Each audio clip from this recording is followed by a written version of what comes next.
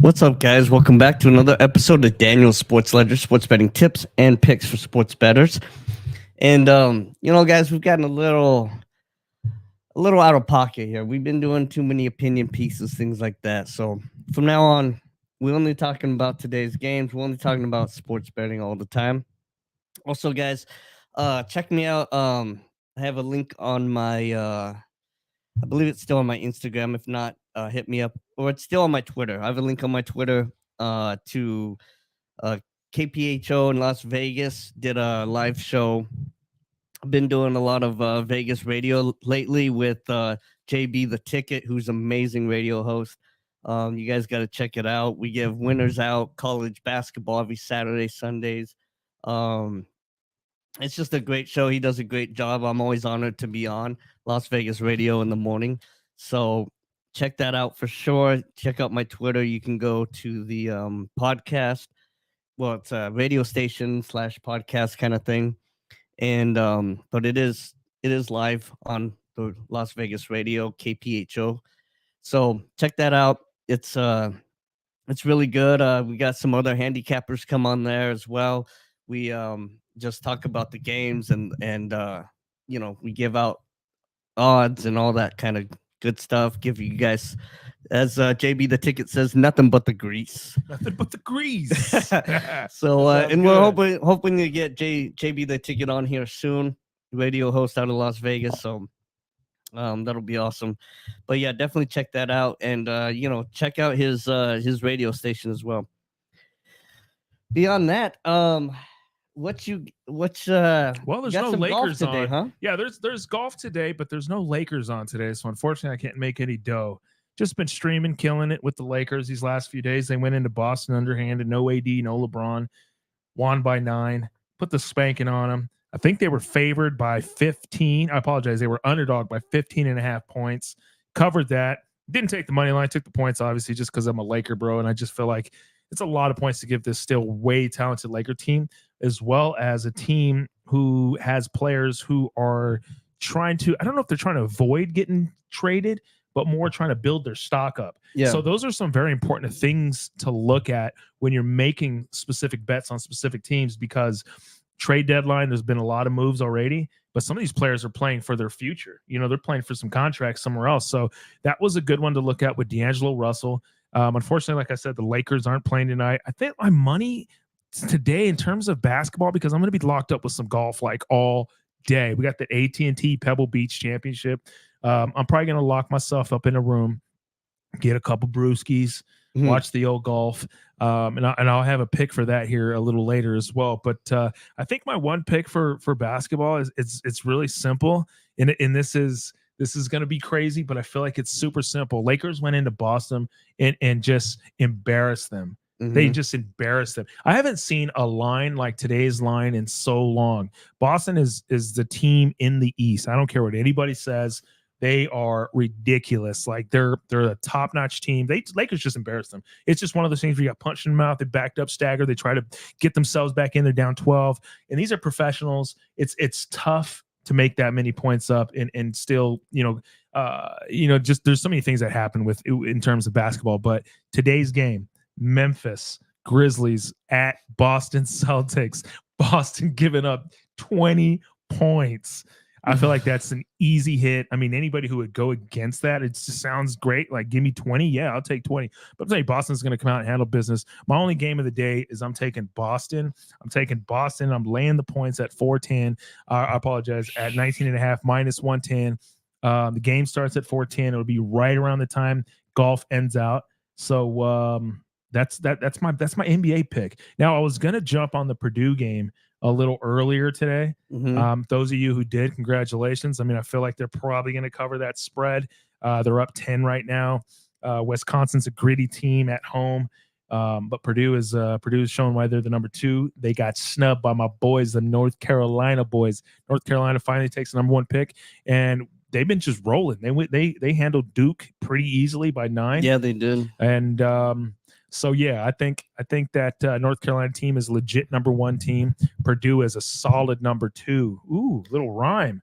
Purdue a solid number 2. They got the big boy on they got Edney down there. He's a beast. So What about yourself? What are you thinking in terms of Yeah. NBA? By the way, speaking about that game, Mhm. me and the other handicapper on Vegas radio yesterday both gave out the over in that North Carolina Duke game, and it Good. definitely hit. Smashed.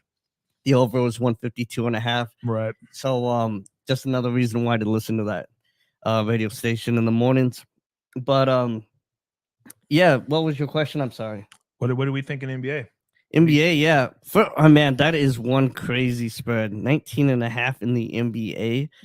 Whew. It's Like you something, say, ain't I it? mean, that's hard to pass up. I mean, that for the Grizzlies, I should say, it's hard to say 19.5 points in the NBA. Because they're professionals as well. Yeah. But we did just see them lose to a Lakers team that had no superstars on it, or elite superstars, however you want to put it. So do they bounce back? Do they bounce back at home? I don't know. We know they're going to bounce back, but do they bounce back far enough to recover for a game like this, points? where it's something like that? I feel like you kind of wait till halftime and then you bet it. Second half, do a second half bet, do a live bet on that game, kind of see where the Celtics heads at, see if the Grizzlies are drew motivation from that and think well, then we can go in there and beat them too. Right. So maybe just watch the game, see how it starts playing out a little bit, and then place a bet on that. Another weird one today is we have Jazz at home, 2.5-point favorites for the Bucks. Who's out in that game? Somebody has to be out. I would like to say that Antetokounmpo is probably out. Yeah. The Jazz are not a phenomenal home team. It's not like they're just like you're getting this many points because because they're just a great home team. I mean, they're a great team, but they're not that phenomenal. They're not even 500. It looks like Middleton's getting rest in this game. Lopez isn't going to play, and Jackson Jr. is not going to play. Yeah, I mean, tough call. I mean, if you still have Dame Dime, if you still got Antetokounmpo. No, Dame went back to Portland. What do you mean? He got traded? Didn't he? What the? No. Oh, okay. It's crazy. That's what I thought. Okay. And like he was there for like 20 games. No, I don't think so. Unless you heard something I haven't heard. But I wouldn't assume he went back to Portland. Not bad. I don't know what I was thinking. I mean, he went back to Portland to play where they that's what I was. That's where what they I meant. lost. Right. But yeah, no. Right. My apologies. I don't know what I was thinking there for a second. My mind went backwards for a second. But yeah. So I think that's the game that I would key in on. I would take the Bucks in this game. Yeah. To go in. The Jazz they just have not been that team that they've been in the past years. And I say the Bucks come in there. That's a good money line for the Bucks. Go in there and take the Bucks. That would be the game that I would look at. Over under is 246.5. So that kind of leans to tell me that they're expecting a high scoring game. And in a high scoring game, I'm taking the Bucks. Yeah. Well, the line opened at -1. So it moved to -2.5 in the favor of Utah. So it's a weary game. Those are the kind of games that you should look at and be like, something's not right. It's kind of like the -20. Right. Like, why is it so many points? Right. And then if you look at this, like if you were to be handicapping this game, would you give Utah the favorite at -2.5, or would it be more like +2.5, maybe even +1.5 because they're at home? But I don't know. It's going to be a tough game. I probably will stay away from that game because first of all, it's not on TV. So I probably won't watch that. I think that, like I said, the only game I'm probably going to touch is that one game. I feel like it's going to be one of those games where you don't even really need to watch. So Celtics just kind of get on top. It shouldn't be a late cover. If it is, and that's just stupid. Yeah.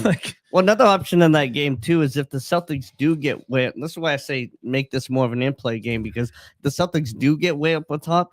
Maybe you can get like +40 or something, and then do it. And then at the end, when they take the starters out and stuff like that, Grizzlies, they're still gonna go out there and fight. The backups are gonna fight for a role somewhere, if not there. And then a lot of times it comes in a little closer towards the end. So that's another good option. Just kind of fill that game out. Watch the game. Watch the how it's progressing, how teams are playing. Right. And then kind of make a bet off of that. And sometimes that's dangerous too, because you know, you end up seeing the game and then it just ends up being one that you don't want to bet. Yeah. But I feel that's like, good too. Like, you're gonna learn anytime that you do something like that, you learn something. You learn something about, when you watch a game and you want to bet on it and you're watching it live to see which bet you should make, and then you end up never making a bet on the game because nothing is going the way that you're hoping or nothing is making sense to you. You end up learning a lot by just doing that once in a while and just watching a game and seeing where you're at as the game progresses, and it helps you be a better live better in the future. Okay, I like that. That's a good little nugget. You always got the little nuggets. The nuggets. I like it. Well, obviously next up is it's not really much you can do, but we got the old Pro Bowl. The old Pro Bowl, yeah. Is there even like a I've never bet the Pro Bowl in my entire life. I'll just be dead honest about it. Really? But I bet I always say I'm not going to, and I always end up doing something. I bet the NBA All-Star game. I love betting the over on the NBA All-Star game. Yeah. But I've never bet a Pro Bowl game because I mean, is there a line? Yeah, you can pretty much bet the over in Pro Bowl games too. Really? I mean, a lot of times. I don't see anything on FanDuel. There's definitely a line. Or is there even a? No, that's what I just. There's said. not even. There isn't even a Pro Bowl this year. It's like a. It's like a little. They're just doing the competitions, right? No. They're playing the. Are they playing an flag actual football. game? They're playing a little flag football thing. Okay. Well, yeah. There's no line on that. I don't think. So if they're not padding up, they're not putting a line on. No. It's just gonna have fun but then that's the thing. It's like who's gonna watch it? If you lose tons of people who are betting money who are just like, oh, okay, I kind of got to watch something else because I'm throwing, especially the AT&T. I mean, the skills is really what's fun to watch, anyways, in the Pro Bowl. Yeah, no, I'm not going to sit here and lie to you. I didn't really watch anything. I saw Andre Reed posted something, and he posted a throwback. He's like, back when we padded up and we actually played the Pro Bowl game. Those are some good times. Those were. Those were great games, but nowadays there's so much money in it that nobody wants to get injured. Nobody wants to get hurt. And there's been injuries. There's been people tear their ACL in the Pro Bowl game. There's been things that have happened. So I understand that. But, it does take a lot of enjoyment out of it because, I mean, the Pro Bowl is one of those things be so fun to watch if it was real. If it was a real game. And that's why the NBA is a fun one to watch. But nowadays they don't play defense in the All-Star game. So that's all you do is overs. Yeah, it's just, and you know what's funny though about that? And then they'll let people, like, if there's a story behind somebody, they'll let that person get 20 or 30 points. They won't even guard him. They'll just be like, oh yeah, this is our buddy. He's came back from this or that. Let's let him score a bunch of points. Yeah. And towards the end of the game, they play hard to try to get the money, but it's kind of silly. But so betting the over on that, it's never been easy.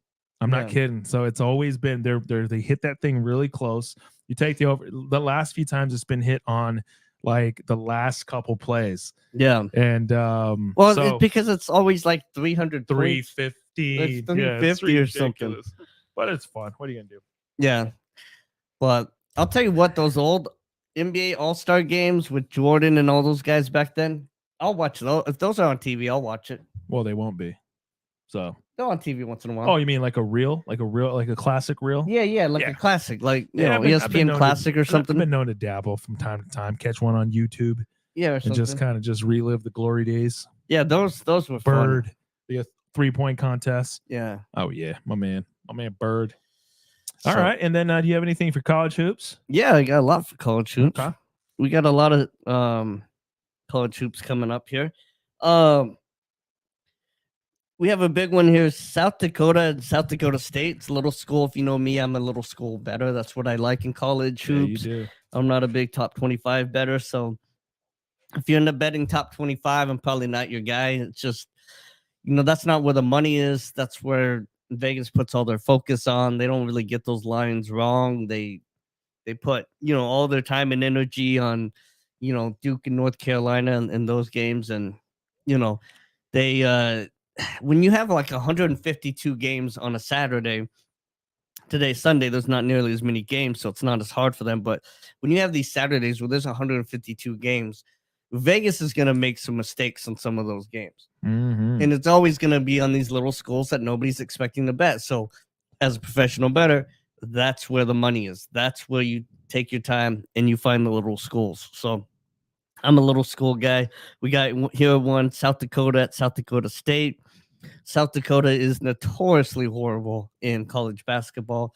They've had very few decent years, and I mean no good years, like decent years. So they're going to South Dakota State. South Dakota State's at home. Obviously, it's a rival because it's in-state. It's in-state. Also, South Dakota State has always been great in college basketball. Very good team, Jackrabbits, and South Dakota State's favored by 15.5. I would lay those points. I'll take South Dakota State today for sure. The over-under's at 155.5. I probably lean towards the under in that one, although I think it's going to be close because I think South Dakota State is probably going to score 80, maybe even 90 points in this game. Oof. But I don't see, maybe they won't get quite that high, but South Dakota's not going to score a lot of points. Right. You know, they're going to be around 55 or something. So this might be like 87, 55, something like that. South Dakota State, that's good enough for the under on 155.5. So that's kind of what I like there in that game. Providence Villanova, that's one of those games I always stay away from. Providence Villanova, I never really bet it. If you are to bet this game, you probably take Providence plus the 4.5 points, but I'd probably just stay away from it. The over-under is 136.5. Both of these are somewhat defensive teams. Definitely Villanova is very defensive. Providence is always pretty good defensively. I like the Providence coach. Yeah. Is he the one that has got the kind of got burns or something on his head or something? Burns? I'm not sure. Yeah, he's been a phenomenal coach. But yeah, Providence is always a very solid team. So that's one. Another one, I don't know. I would lean the under, but I probably just wouldn't even bet that game at all. Well, Stanford, Arizona, though, tonight. Arizona's been good, really good. They've been something. I mean, I would not put them as good. I would put them as maybe they're playing up to their opponents in a sense. Like, I mean, down to their opponents or up to their opponents? Well, up in the sense because both. They're not the best team most of the time going in. Yeah. So their ranking is high. Like, what are they at now? They got to be at least top 10, I still think. They're 11th right now. Oh, so they're right out of the top 10. I mean, I'm telling you, they have a really big squad, but they just can't seem to get it together. Yeah. I'm telling you, if you bet U of A, you're going to be in for a whirlwind. That Pac-12 is tough. I mean, I like them against Arizona State, and that's about it, because that seems to be the only school that you're just definitive that they're going to beat. But other than that, I mean, man, you know, it's just been. I took Oregon State when Oregon State beat them, and then I took U of A against Oregon because I knew they're going to come out pissed off because the coaches they rile these kids. They're kids. Yeah, they're going to rile up. They have pride themselves, but then now it's kind of like they're back in that middle where there's nothing picking them up and there's nothing bringing them down. They're just kind of like right there. If it was me and someone said, "Hey, man, you got to lay a bet down on this Stanford Arizona game," I'm probably going to take Stanford just with the points. 17.5 points. Yeah, I mean, it's just kind of how it goes, and it's just because it's like I'm not buying into U of A like at all. Like they're going to be one of those probably get to the second round in the tournament, and that's going to be it. They got they're huge, they're a big squad, but. Right. They get exposed, you know, and we've seen what happens with exposure when people learn how to kind of like get around your bigs, because your bigs can't change. They're literally just big rebounding shot blockers. It's not like they're going to be.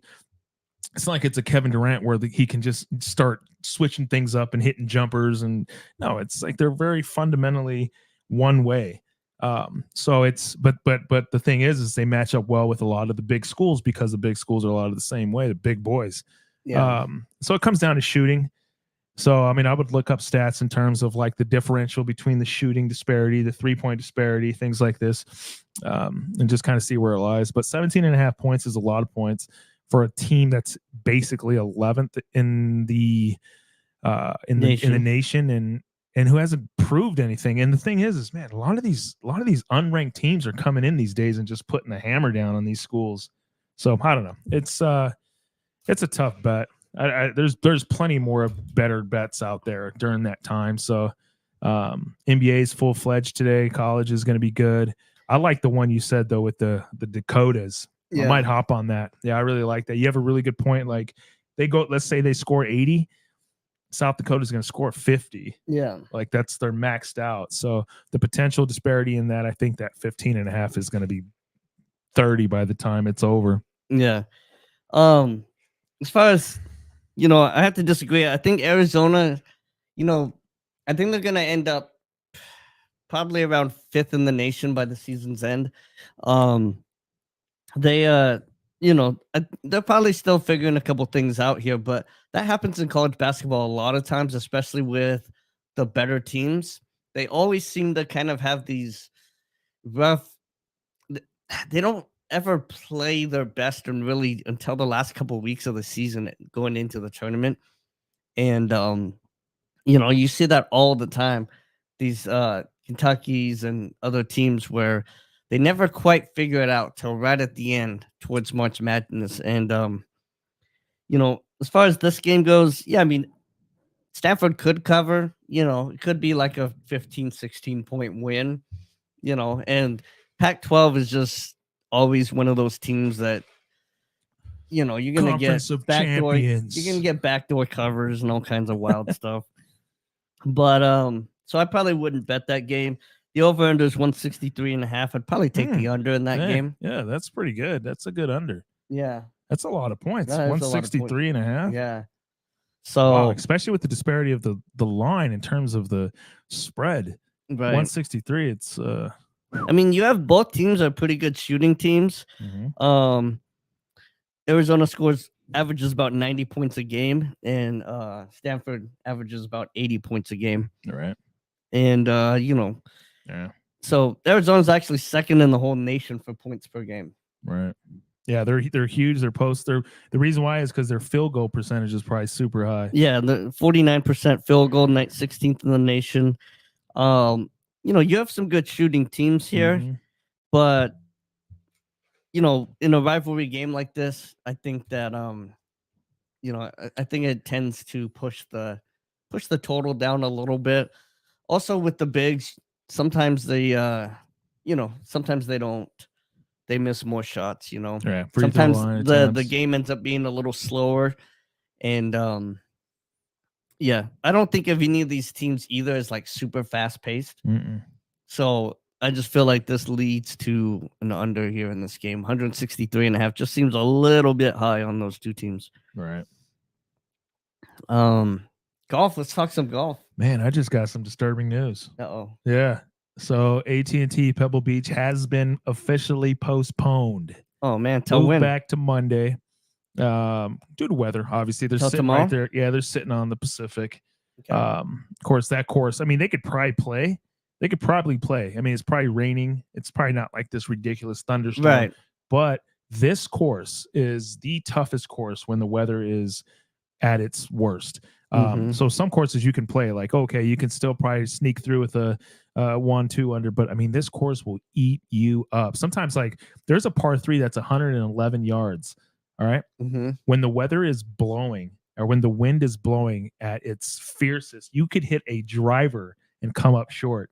It's not even fair. So I definitely understand. It's right there in the ocean. It's right in it's hole number 7. It's literally just goes towards the ocean. So I can definitely understand. I mean, I had a couple horses in this. I don't know if I'll bet it Monday because it's probably not going to be on TV. It'll probably be on ESPN Plus. I'll be working. Not going to say I won't watch it. But if I had a choice, I mean, there's 3 guys up top. You got Wyndham Clark, Abrev. I can't really say his name, but he's I think he's Swedish or he might be even German.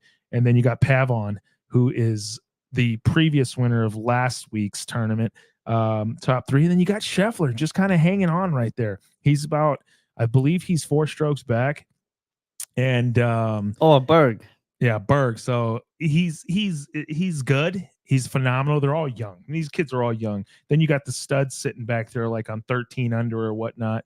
So you got your Schefflers, you got Morikawa and stuff. But it's a tough call, man. Golf. The finishing rounds are so fun. It's fun to just sort of take somebody around the middle, somebody 2 or 3 strokes back, and throw a couple hundred on there. Maybe throw $100 on there. You're always going to get good odds on your money. You'll be looking at 2 to 1s, 3 to 1s, and then of course if you take Scheffler, who's down 4 right now, you get an 11 to 1. But Justin Thomas or yeah, they might be a little too far back. I think John Daly. Yeah, John Daly is definitely not in this tournament. But Jason Day. Jason Day. Yeah. I said John Daly. Yeah. I meant Jason Day. I wish John Daly was in this, but It'd be a lot more fun. My advice would be to take somewhere. I would probably take Pavon. I think it's Pavon or Pavon. Mm-hmm. To win back-to-back. Dude, he is a stud. He knows how to win. He's been here before. I know he's 2 back. Wyndham Clark is actually in the lead because he shot a 60 last round. He shot 12 under for his round yesterday. So that put him on top of the leaderboard, which is phenomenal. He actually bogeyed a par 3. Had he parred the par 3, he would have shot a 59, which is phenomenal in golf. So, when it comes down to taking these, I'm either going to sit with Pavon or I'm taking a Berg. One of those two. I don't think Wyndham Clark puts up that phenomenal number, and a Berg could go out and shoot 6 under easy. So, what about this Dietrich? That's the problem. Is Dietrich was the leader going in for most of the tournament. He led. I think he was 36-hole leader until obviously Wyndham Clark went out and shot a 60. He's a stud. He can play. But the problem is in the PGA, there's so much pressure. If you have not got to this level, know how to win, eventually things start breaking down. Mechanics, little things, the pressure starts to get to you. That little 4-foot putt now looks like an 8-foot putt. There's so many different things that come into play. So it's going to be a tough one. I mean, you literally could take. I just wouldn't take Wyndham because I think he gave everything he had. I don't think he shoots the same phenomenal round. What about your favorite thing, momentum? Yeah, but see, that's not that's a different type of momentum because in golf, it's momentum driven throughout the whole round. Does that make sense? Like in golf, if you go out and shoot a 60, you could have been playing early in the morning where the weather wasn't as bad. And then the other guys had to play later in the afternoon where the weather kind of kicked in. So it's how good you've been playing throughout the whole round, which takes me back to a Berg and Pavon. So, I mean, it's if I had to choose between the two, I'm probably going to go with the Berg. But I feel like Pavon would definitely not be too far-fetched for me. He's getting, I think, 8 to 1 on the money. So, tough call. I guess I don't have to worry about it till tomorrow. All right. So, which one? Going Pavon. Going Pavon. All right. You heard it here, Pavon. So Pavon. Put your bets down on Blow Pavon. it down. It's a bummer, dude. What am I going to do now? Oh, well, no big deal. I got some car issues I got to deal with anyway. So, yeah. Guess it was all meant to be. I'll probably go have a couple drinks, go watch the old flag football game. Jeez. Oh, man. Football come to. I don't know if I'm going to watch it. Nah, I don't know. We'll see. What's the point at this point? Yeah. Oh well, man. Well, we got about a couple hitters there. I think that South Dakota State one is going to be a phenomenal bet. Yeah, there you go. So South Dakota State college basketball, you still got plenty of time to put your bet in. Also in that game, the under looks pretty good to me. Right. All right, guys. Anything else we got? Nothing yet. I mean, I think I'm pretty solid stuck. I'm still probably going to go KC with the old Super Bowl. Nothing's really changed. All right. We'll see how it goes next week. We got another 7 days until the big game. All right. And if you guys need winners, check out danielsportsledger.store. And don't forget to check out that radio broadcast on you can get it on my Twitter, DSportsLedger. And as always, guys, let's make some money. Let's have fun doing it.